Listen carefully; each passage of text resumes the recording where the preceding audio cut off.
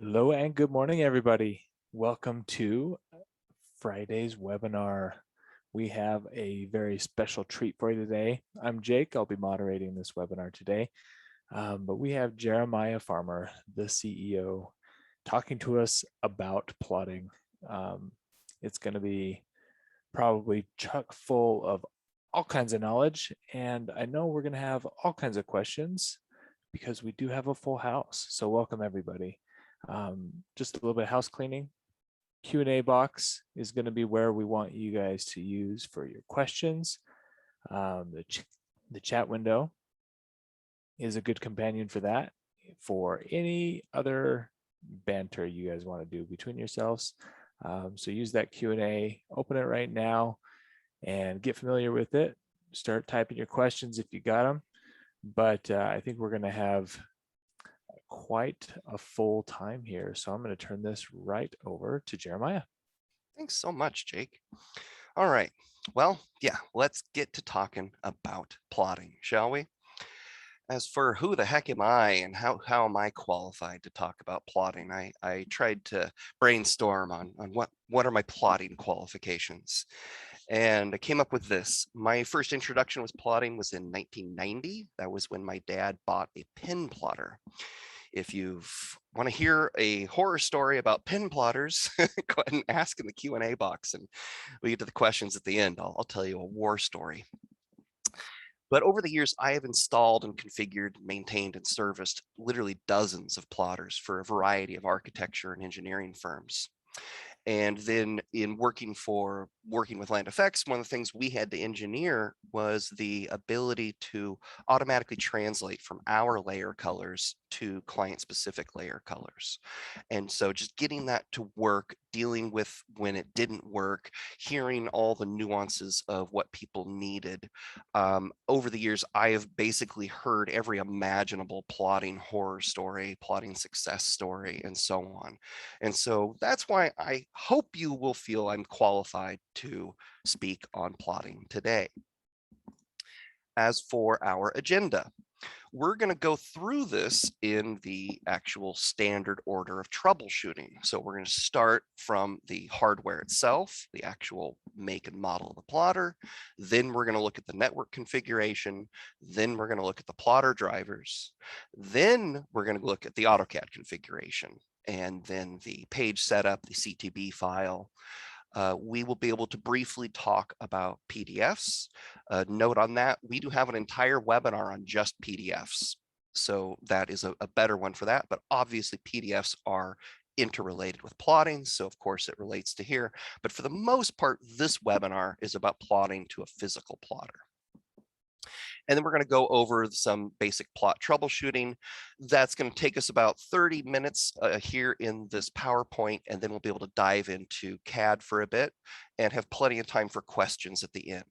So shall we get going? Let's pick a plotter. I'm going to try to make this easy for you. Just stick to HP. There is no reason to choose a different brand of plotter.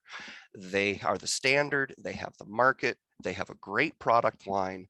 Just get an HP. You don't want the mess of having some off-brand plotter. It's going to even probably have a better resale value because when you want to unload it, people are like, oh, it's an HP. I'm used to HP. That's what you want to hear. You want to hear that from your employee, from your technician, from everybody. Oh, it's an HP. No worries.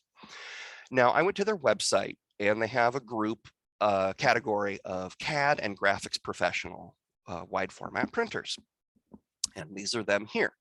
Unfortunately, it was CAD and graphics professional. So we need to weed out the ones that are for graphics professionals. So I went ahead and I did that for you. It was pretty easy to get rid of the most expensive one. It has a built-in scanner.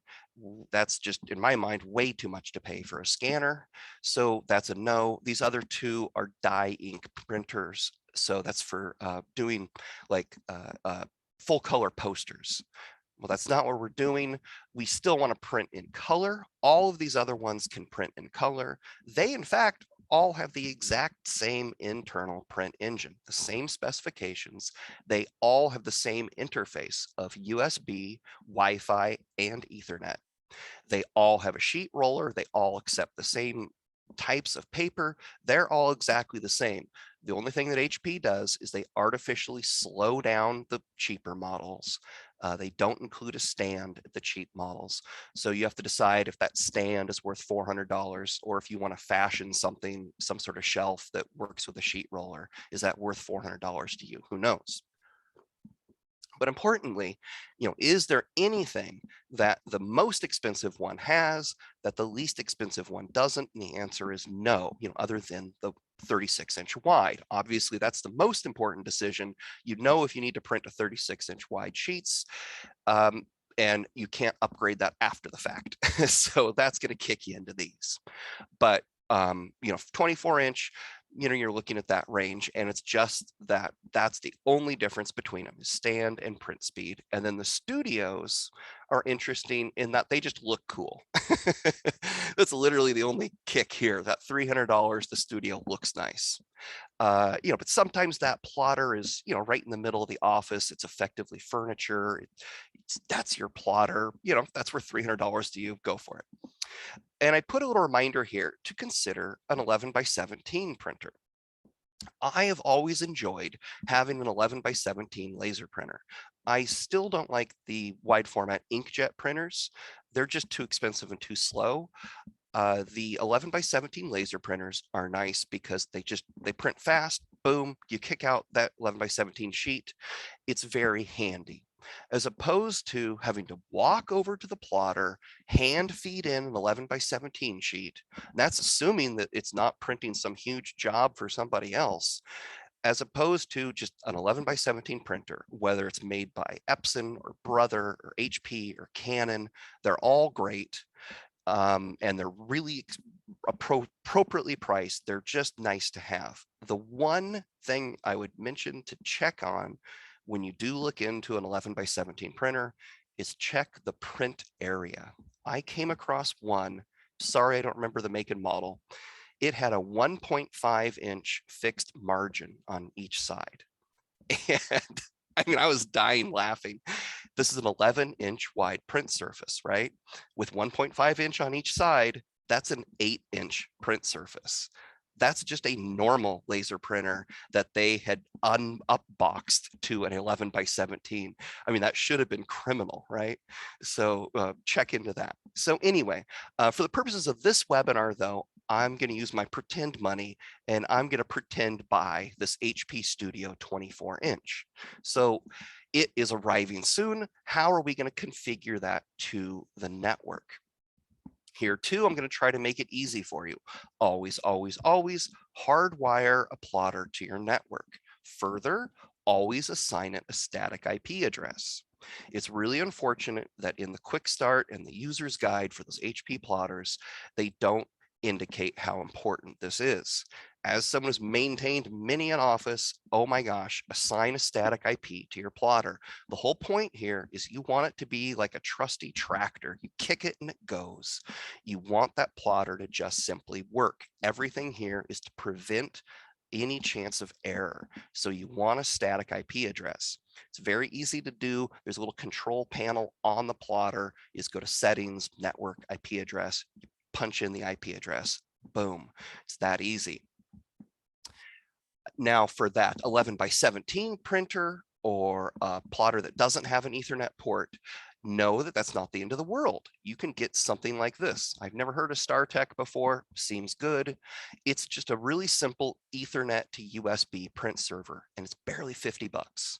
So now I can have that 11x17 printer on the network as well. That's super handy because I'm not relying on the computer it's connected to in order to print.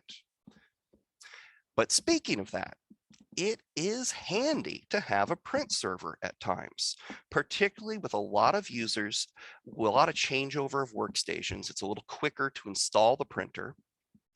And also it's a little more friendly when multiple people are printing, to just kick the jobs to the print server, and it's going to take care of them. So it's nice having a print server. Admittedly, just please, please, please do not do what we're all guilty of. Do not take your oldest workstation and repurpose it as a print server. It is long since the day that there's no reason to do that anymore. They make these cool small form factor computers these days. Look at this little guy. There's an Ethernet port. I mean, this thing's barely what, 5 inches square. It's got a bunch of USB ports. It can run all of your printers and plotters. It's a fanless computer. You know, that 5-year-old workstation, the fan's going to be the first thing that fails on it. So this is great. It's barely 200 bucks. Granted, you need to get a Windows license, and I didn't check if it comes with an SSD. You might need to buy an SSD as well. But so, okay, at most $400, and you've got a really nice little print server, that is going to last easily probably 10 years. That thing's fanless. There's no moving parts. That thing's a beast. So that's pretty cool. For the purposes of this webinar, we're just going to continue. My pretend HP Studio 24-inch is hardwired to my network. It arrived. I told you it's good looking. Look at that thing. And then there's that stand. Like I said, is that stand worth $400? That's up to you to decide. But anyway, and there's a little control panel on it. That's where I set the static IP address.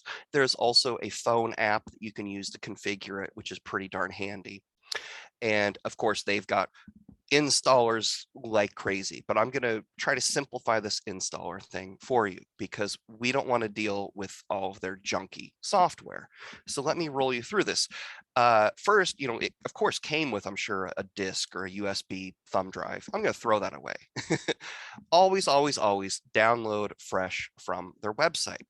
Primarily because you need to be adept at this. You need to do this again and again. And in fact, one of the first things I would recommend you do is set a repeating calendar reminder. Every year on the birthday of the plotter, you're going to check to see if there's any updated firmware or an updated driver. It's easy to do, takes a couple of minutes. And one of those years, you're going to go, oh, gee, this thing's 8 years old. I think it's time to buy a new one. There you go.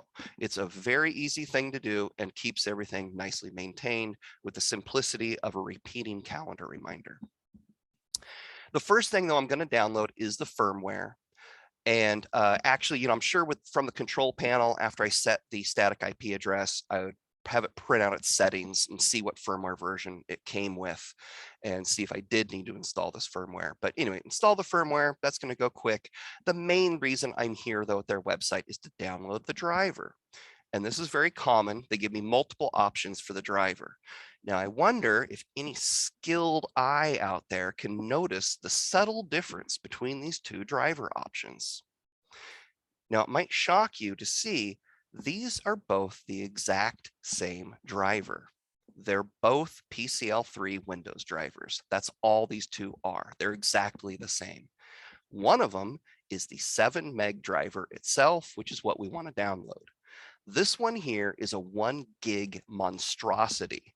I don't even want to think about what it installs. As someone who literally creates software installers as a job, I am telling you, there's no reason something that needs to install 7 megs of driver needs to be 1 gig in size. It probably includes a little reminder app to only buy HP Ink, right? I mean, who knows what they install on your computer? Do not install this. You just want the driver. As for the little software utility, for the most part, I have always found those are worthless. Just in general, all the software they include, I'm here for your hardware. I don't want your software. The one time I might want that utility software is if I was using that print server. It can be handy when you remote into the server and you see the utility running and it shows the ink levels and all that. It can be slightly helpful there. Yay. Okay. But for the most part, they're worthless. Like I said, it's got the control panel. It's got an app. It also has a built-in web server. You just go to the static IP address that you assigned it in your web browser. Boom, you can control the plotter that way as well. So you really don't need this utility software. But I do need the driver. I'm going to make note, it's a PCL3 driver version 61 and change. I'm going to download that to a very specific location. Here on our shared network drive, Dropbox, whatever our file server location is, I always create a setup folder. And under that setup folder, I have a folder for every piece of hardware in the office. So that's where I saved that PCL3 driver version 61 and change, very carefully named folder, so that as I download other drivers, for instance, if this was one of those fancier plotters that also had a PostScript driver, I would download that as well, and it would name that folder PostScript with its version number. So they're very nicely organized. But the important thing here is that text file. I like to put in stuff even like the date purchased and the purchase price. But the important thing to put in there, most important, is the static IP address that I assigned to it. It's very handy to have that IP address noted. Also, how did I set the IP address? How do I install the driver? How do I change the sheet roller? Whatever you want to put in that text file. If I have to call HP Tech Support, I will put the logs of that call in that text file. I've done this for every office I've ever set up a plotter for, and they never had to call me back. Now, granted, maybe they didn't want me back, but it's very helpful. Your future self will thank you when you see that information in that text file. One of the key things you're going to put, like I said, is how to install the driver. It's a little weirdly clunky, but I'm going to walk you through this, and you'll see the clunkiness is only due to the way Microsoft designed all this. So it's really pretty easy to install this driver. In the start menu, I go to printers and scanners. I click add, it starts doing some stupid little animation effect. And then there's this blue link. The printer I want isn't listed. I click that. This pops up. I ignore all these weird options. I just want manual settings. I want this bottom option. I click next. It pops up this other big thing back here. I ignore everything there and just click have disk. It then assumes I have a floppy disk. Thanks, Microsoft. Not anymore. I immediately click browse. I browse to that folder and I'm on my way. I just have to punch in the static IP address and the drivers installed. A quick footnote on that. First time you do this, when you go in here, there's a whole bunch of INF files, and you might be a little confused, like, oh my gosh, which one do I pick? It's an interesting little nuance of this process. It automatically, it automatically reads in all the INF files, so it doesn't matter which one you pick. The whole interface is goofy. Don't be shocked. The last step is still goofy, but once you do it a couple of times, you'll realize it's really pretty easy. Simple muscle memory. Add a printer, not listed, manual settings, have disk, browse to my folder, done. That will leave me with my plotter installed as now a Windows printer, which is great. First thing I can do, and I will print a test page immediately. I barely unboxed the thing, plugged it in, set the IP address, installed the driver, and I'm already printing a test page. This is also a fundamental troubleshooting step. If you're having a problem with the plotter, the first thing you're going to do is print a test page from Windows, not involving the complexity of AutoCAD. Also, that test page even has a little color in the Windows logo. So you're also kind of making sure that it is correctly set as color and that there is color ink, although I wouldn't rely on that to assess the ink levels of all 4 cartridges. But the main thing is I have that test page ability, but I also have it as a Windows printer. Use it. You own this thing. They're really fun to use to print a giant happy birthday banner or a large calendar. I mean, you have a large format printer now. Use it. It's a Windows printer. You can print from anything in Windows. But of course, we're here today to talk about using this from AutoCAD. So we got to now get to the AutoCAD configuration. And this is only going to involve 2 additional layers. There's the PC3 file, which is going to hold all the configuration for that plotter, and then the CTB file, which holds the color information. So let's go through that. The PC3 file is going to be in the Windows control panel. I go to the control panel, and there's an item there for Autodesk Plotter Manager. I click that, brings up this little Explorer window with all my PC3 files, and there's an Add a Plotter wizard. I click that, and this is undoubtedly the dumbest wizard I think I've ever encountered. They really shouldn't call it a wizard, but I'm going to ignore almost every imaginable thing in here. They they're slowly deprecating the Heidi drivers. You're ignoring everything. I just want system printer. Add a plotter wizard, system printer. I pick my HP Studio and click next, done, and it creates a PC3 file. So it really wasn't much of a wizard at all. But if I double click a PC3 file, I get this little dialog box. And this is why I want that PC3 file. I click on the device and document tab, and there's a couple things in here I can change, which is why I'm here. First is the lines merge setting. For some confounding reason, the default in AutoCAD is still lines override. But we as landscape architects have these overlapping elements. We have a tree above a shrub, above a ground cover, or a table above a hardscape area. And maybe we're using a solid hatch as a shadow. But those solid hatches particularly just want the lines merge setting, because otherwise that solid hatch will just appear solid and it will not show any of the line work underneath it. That's what the lines merge setting is. Now, yes, you can accomplish this with transparency, but that's a whole other complexity level, because the layer has a percentage of transparency. You have to be sure to print with transparency and on. Whereas just simply knowing that this PCL3 file has lines merge turned on is very helpful. But the main reason I'm in here is to filter the paper sizes. It's going to include every conceivable size of paper that plotter can handle. And that's annoying. Not only is it annoying, it's error prone. We're trying to reduce the chance for error. So only include the paper sizes that you actually use. Some people even prefer to use the custom paper sizes, which can be handy. Particularly if you want to do a really long banner or something, you can do that in a custom paper size. You can also have full control of what they're named, but that's the beauty of it. Get it dialed in. And then there's something even more important you're going to do once you're done editing this PC3 file. Can anyone guess? That's right. You're going to back it up. Thank you, random attendee. You're going to back up this PC3 file right to that folder in the setup folder that we created. That's a great place to back it up. And for other workstations, I can just copy it over, saving me a few steps, right? So that's really handy. We've done the PC3. Now we can get to the CTB file. All that a CTB file does is it stores how the colors, the AutoCAD indexed colors, correlate with the desired plot output.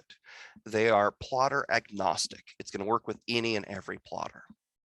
And all it does is it says whenever it encounters a layer of this color, it's going to plot at that style. So that's all that a CTB file does. Now, a lot of people who decry CTB files will say, oh, you have 255 colors. Well, yes and no. I mean, you're never going to use this top row of colors. You're never going to use this bottom row. They're just too dark. Even that second row is pretty iffy. And once you use this shade of green, you're probably not going to use any of these others. They're too similar. So there's maybe a couple dozen colors in here that you're going to use. And we would recommend you create a document kind of like this. This is the standard Land Effects pins document. It is in your Land Effects admin folder as both a DWG and a PDF file. So if you open this DWG and you print it using the LFX CTB file, it should look exactly like the PDF, like this here. And you can see it just indicates to CAD that whenever it encounters a layer of that color, this is how it should output. So once you've made this decision, you've edited your little cheat document like this, we're ready to get our CTB file going. Similar CTBs are done in the control panel. I go to control panel, and there's an Autodesk plot style manager. That's going to bring up this list of CTB files. I just go ahead and double click this to edit, and I'm going to go to the form view. And I'm going to do my best to pretend that the dialog box looks like this. I have done you an incredible service, and I have grayed out the absolutely useless legacy settings in here. It is really unfortunate they don't update this. All of these are completely useless. Don't look at any of those. All you care about for every color in here is what its output color is, its screening percentage, and its line weight. but even that is a little much because in fact, they should all be set to black. We recommend a CTB file should always have every color set to black with the grayscale controlled by the screening percentage. There may be some great arguments against that. Please chime in the Q&A box if you have a really good case for why not to do that. We just feel it's best to have a CTB file always print in grayscale. If you want anything in color, you simply set a true color value to that object or that layer. That means that you're going to end up with fewer CTB files. That's why we think it's a better standard. But the most important thing in here is the description for each color. Please, please, please, for the love of all things holy, set a description for all, and I mean all 255 colors. If you don't use a color, put the word unused in the description. Your future employees will thank you. You will thank you. It'll only take you a couple of minutes, and my gosh, you'll have a nice documented CTB file. When you're done, what are we going to do with that CTB file? Yeah, we're going to back it up. We're going to make lots of backups of that. It's plotter agnostic, so it shouldn't go in the plotter folder. We'll make another folder under setup called like CAD printing, or just call it CTB files, whatever. You're going to back up that CTB file when you're done editing it. And so now we're basically ready to print from CAD. It's just a matter of getting the page set up. This, of course, is going to be easier to show in CAD. I just wanted to have the key points here in the PowerPoint, and we'll be diving into CAD in just a minute. But this is all best practices. Everything I'm showing you in this entire webinar is best practices. Yes, you could get an off-brand plotter. Yes, you could just plug it into the USB port of your computer. Yes, you could do things different ways. You could use an STB file instead of a CTB file. Absolutely not recommended. In the same vein, please XREF your design file into sheet files with 1 sheet per DWG. The real old timers go, well, yeah, that's how AutoCAD used to be in the 80s. True. And then we strayed a bit and we get the people like the tech support ticket yesterday, one drawing with 30 layout tabs. It's unwieldy and it's error prone. You want to XREF into separate sheet files. And further, when you create a layout, always, always, always, you create a layout from templates. So this is a just set in stone rule in the office. You follow these rules, you have things like the publish command are that much easier to use. If you always have a standard where it's 1 sheet per DWG, it's going to be that much easier to use the publish command, which is a little unwieldy of a dialog box. And it's just going to be easier to use. So now you can plot multiple sheets. Now, granted, there's the obvious caveat here, which is if you're a sole practitioner and the biggest job you've ever done is 5 sheets, okay, fine. Yeah, you can keep that in one DWG. But the second you hire even 1 employee, the second you have a job, which is 50 sheets or 100 sheets, obviously that system breaks down. And that's why you want to XREF into sheet files. I said I was going to talk very briefly on PDFs, and this is that time.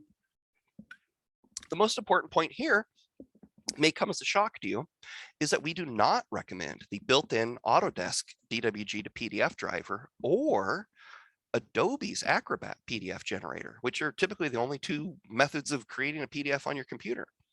So it's important to know that, and that's the most important thing. Just please learn that instantly. But further from there, these are the 4 methods of generating PDFs that we recommend. And what I would really beseech you to do is to make the time, not going to be that long, couple hours, and download a trial of all 4 of these. And go ahead and get your worst case scenario plan, some monster color landscape plan, and generate a PDF using all 4 of these. You're going to time how long it took to generate the PDF. You're going to look at how large the PDF file is. You're going to look at the PDF file, of course.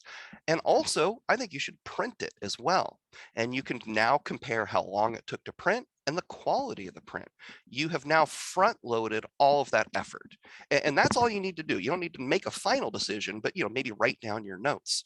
You front loaded that effort. You do not want to be like the panicky users who call us 5 p.m. on a Friday, it's a deadline, and the service bureau won't print the PDF because they claim it's too big, or the PDF just doesn't print, or it doesn't generate, right? You don't want that noise. So front load the effort to arm yourself to have a good PDF game.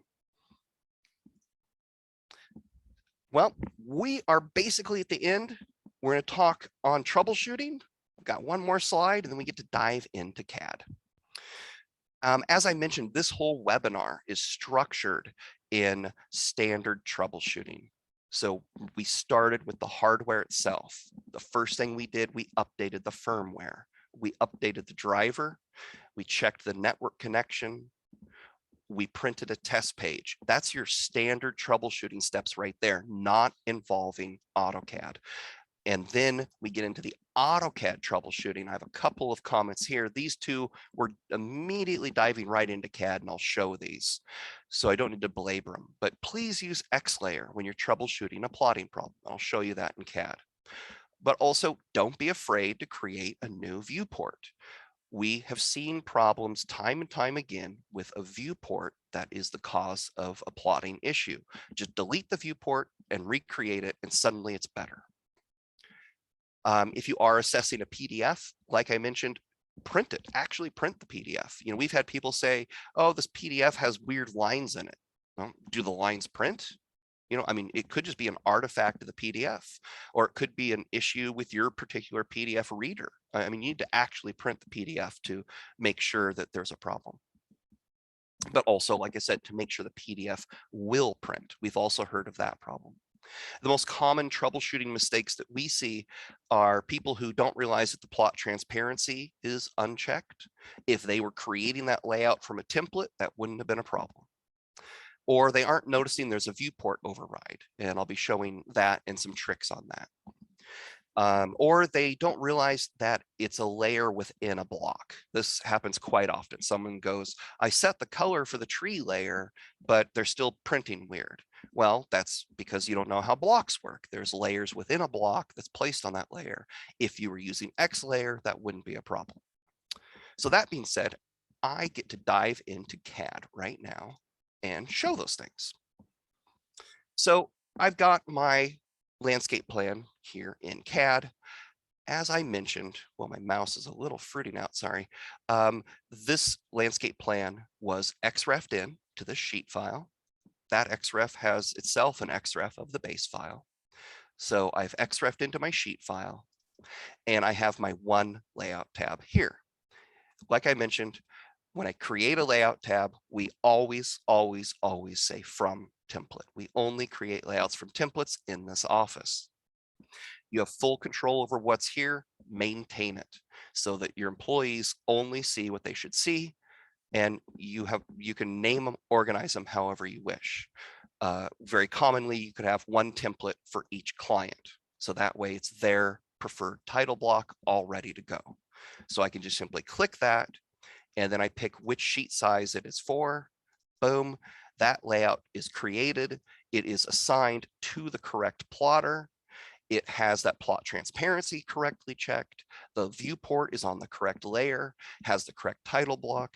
Look at all the chance for error I'm avoiding. It's absolutely the way to go. So as for this one here, let's take a look at that page setup. So as I was mentioning, we only print to PC3 files. It's unfortunate that there is not an option in preferences to have AutoCAD stop including the system printers. Do not ever print to a system printer. It's a very standard technique in the office. You just simply don't do it. We only print to PC3 files in the office. And that way you have full control because you know what is in that PC3 file. And then there's my CTB file. There's that plot transparency setting. Everything's looking good. Let me fire a preview. So we take a look at this guy. I mean, it's looking okay. The first thing I noticed though is my shrubs are nice and bold, but the trees are not. So let's take a look at that. There's our thing we're going to troubleshoot. So this is an XREF. So let's dive into model space. You see there's my XREF. It's a block within an XREF. Admittedly, that's difficult to troubleshoot, but that's one of the reasons we created XLayer. It's right there in your FX admin ribbon under layer tools, XLayer. If you don't have that, you can go to the website and search for LandFX latest ribbons. We update the ribbons every year, about February. We also announce this in the newsletter, but you can just grab the latest ribbons. But I click XLayer and I can click on this guy, even though it's a line in a block in an XREF, and it's going to go to that exact layer. And I can consult that little CTB cheat sheet, and I can see, oh yeah, color 97, that's way too thin, that's 0.1. So I can just click on it and I can say, yeah, I prefer that outside line of trees to be green. I know that prints at 0.5. It changes it in the XREF for me. Fantastic. I can run my print preview again to make sure that looks okay. And that fixed it. That was great. But maybe I even go, it still is looking a little heavy. And admittedly, the preview in CAD has always looked a little heavy. It undoubtedly will not print this heavy. But let's go ahead and take a look at how the CTB options come into play there. So I have my different CTBs, and this is the beauty of CTB files, is I can have a variety of them, and they can have little subtle changes, and they're all named how I wish. So I want to crank this down to the 50% and just see if that is going to be a little thinner line weights, which it is. It's a little thinner, but maybe let me just explore and take a look at yet the other one. So I can go down to even the 25%. And take a look at him. And I think at 25%, pretty much everything is down to 0.1. That's, I always like to call this the Revit look. It seems like every plan done in Revit is always done this way, very machined CAD looking, very thin line weights.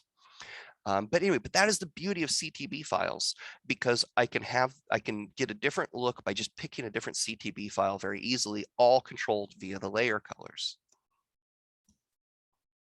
And then I also mentioned layer overrides. So I wanted to show this. This particular example of the line in the tree is admittedly not the best example. It just, when I first opened this file, I noticed that, and it's a nice, easy example to show. But yes, given what I've said, if this design file was XREF'd into multiple sheet files, that layer problem should have been addressed in the design file. Because now I really would have to, if I was fixed in the design file and now I want to reattach this XREF, I have to change the viz retain setting and reattach it. And admittedly, it's not the best example, but more just showing the beauty of XLayer. But when I did use XLayer, it went ahead and created that as a layer override.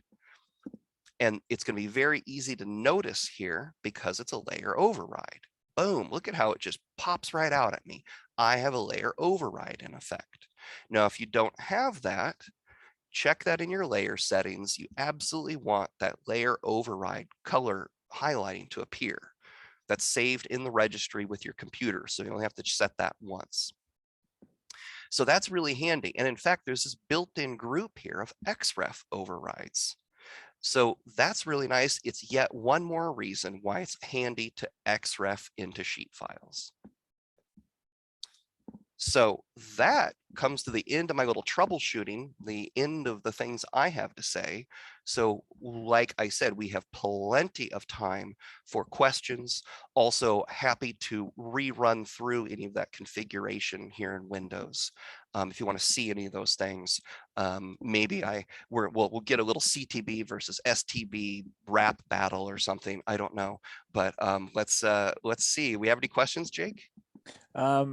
None as of yet. Well, I was able to answer one just about some best practices for sheet setup stuff, just existing webinars we got. So sort of sent out some links there, but definitely guys, now is the time to type in those answers in the Q&A.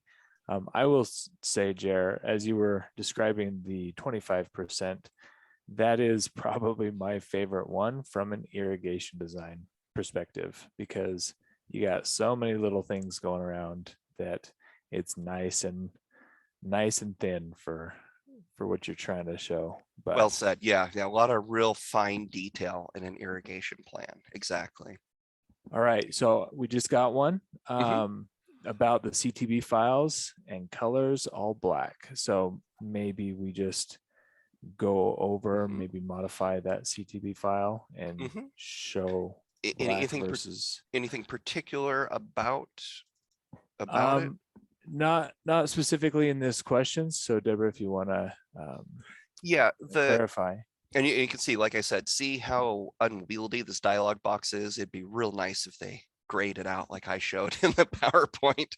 Um, but anyway, there is, one of probably the one case example I heard was that this agency requires the reclaimed water lines to actually be purple. They have to print the plan in color.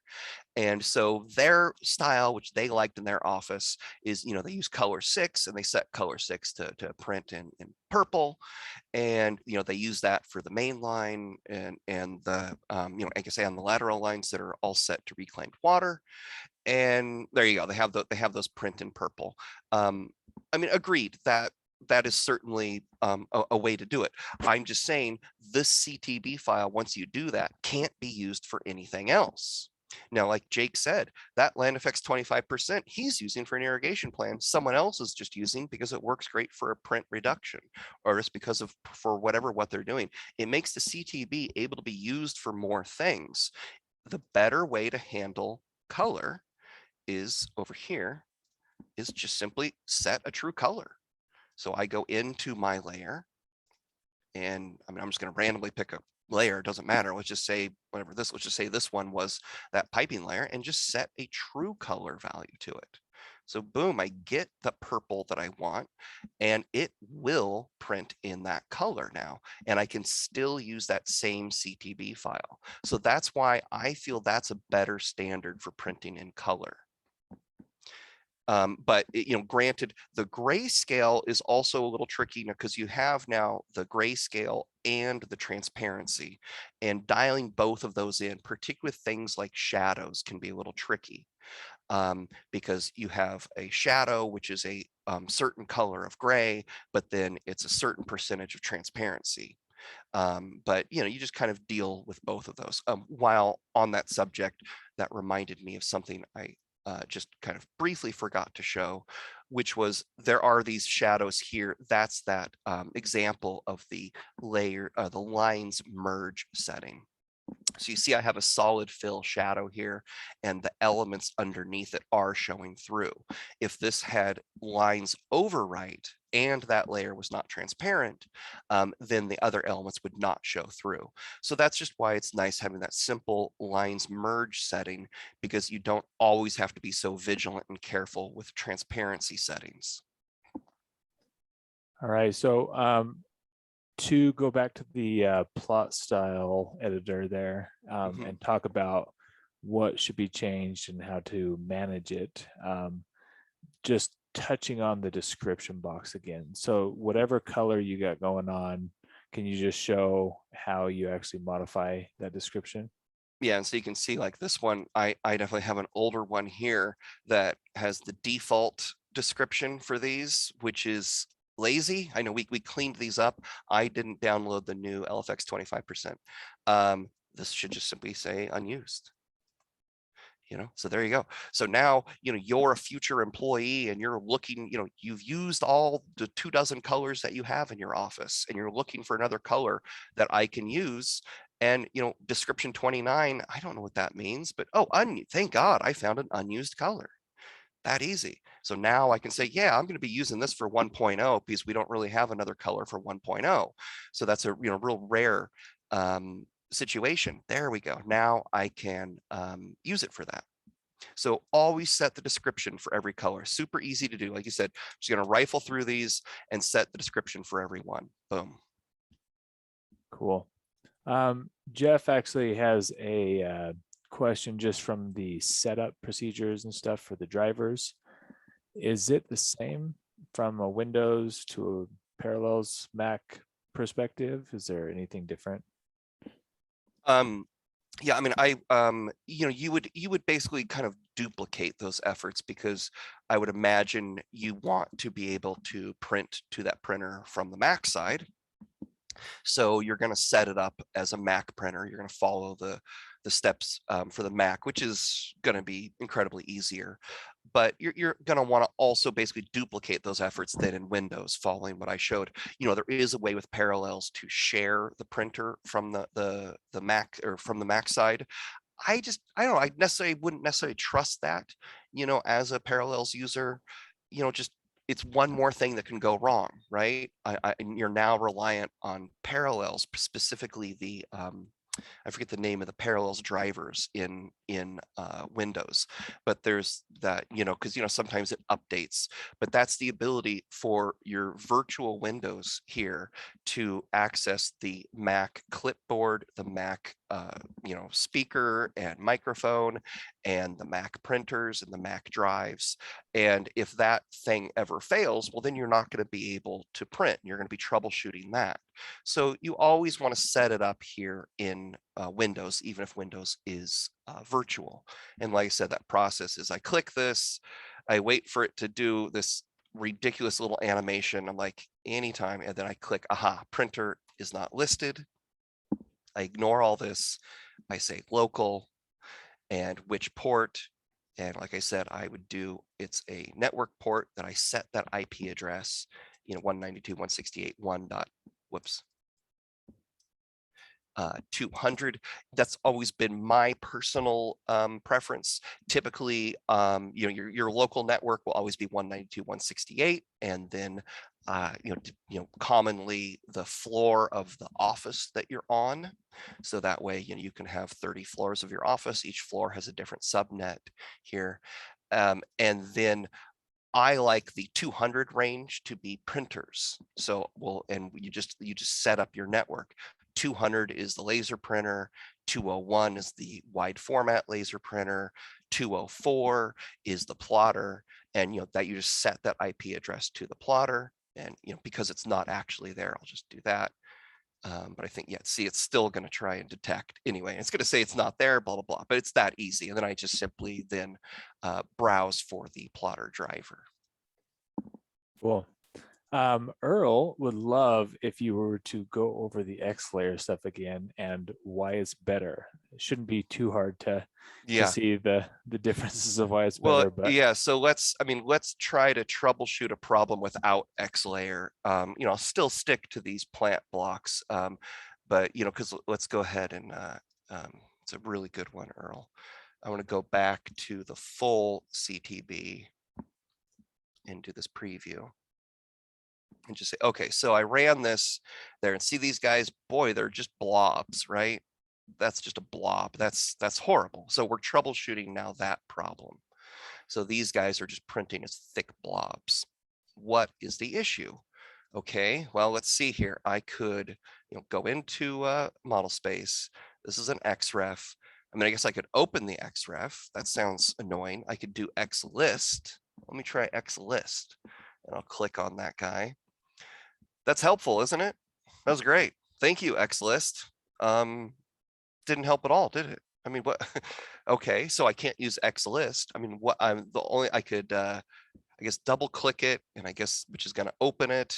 Oh man, I'm getting prompts now. Okay, now, oh, there we go. I guess maybe was that, I don't know what I accidentally did. I guess you went right into the block of the XREF. the block of the XREF. Oh, okay. So I double clicked it enough times. There we go. Now I can look there, and now I see, well, at least here, I still don't know what color it is, right? I mean, oh God, if I click that, now I can change that color. Great. Okay, great. Okay, so now we're gonna change that color. Let me just crank it down to red. All right, and then I save changes. Oh my gosh. But that, I mean, where did that even save? What happened here? I regen. I mean, I'm just at a loss here. I really thought I did that right. Do I need to freshen the XREF? What do I need to do here to get that? You might try reloading it. No, I mean, No. I literally said save changes, didn't I, I? I mean, to right be now, honest, the layer was in the $sign, so I think you've made changes there, but it doesn't update in here yeah. because it's not an Oh, editable layer. exactly. What a nightmare, right? As opposed to X layer, I click on this guy. Oh, it's color 123. I wanted color red instead. Okay. I mean, yeah, I know which one I prefer. First one. And yeah, now we go ahead and pop that preview and it should be less blobby. It's a little less blobby. I think we got to go even less. But anyway, Cool. That is it so far, guys. Any last questions you got? Shoot them in. yeah, I think people are thinking about lunch, so I think it's probably time.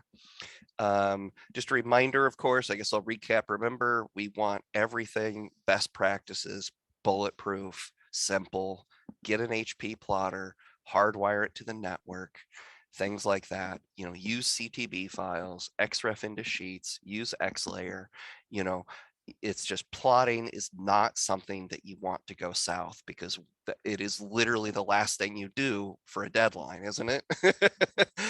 You know, other than I guess driving it over, but so you also want your delivery vehicle to also not have issues. But I yeah. would also interject there for make as little breaking points as possible. You Mhm. know, so many different places to set certain settings that you should keep it as simple as possible. Have it always be modified by that CTB file, not by changing things manually per object or in the layer or whatever it's set to. Have one change point Yep. so that it adjusts everything Yeah, consistent. exactly. And then and also, you know, clean up that CTB list. You know, that's not a conversation that you want with an employee. Is you don't want them to say, I used monochrome CTB and it looks weird. You know, don't do that. Just delete that CTB file so that they never use it. These AutoCAD ones that they put in are totally worthless. Why would they like speak for what, you know, CTBs that you're possibly going to use? You know, granted we do, but we, like I said, we are very clear. These are fully documented. We have processes of how to change them to automatically adapt into your colors.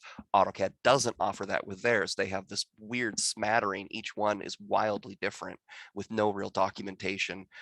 Who knows what they're for? So yeah, they're just a real nightmare. So cool. I hope you guys enjoyed it. Keep the ideas coming. Happy plotting, and we'll see you next time. Thanks, guys.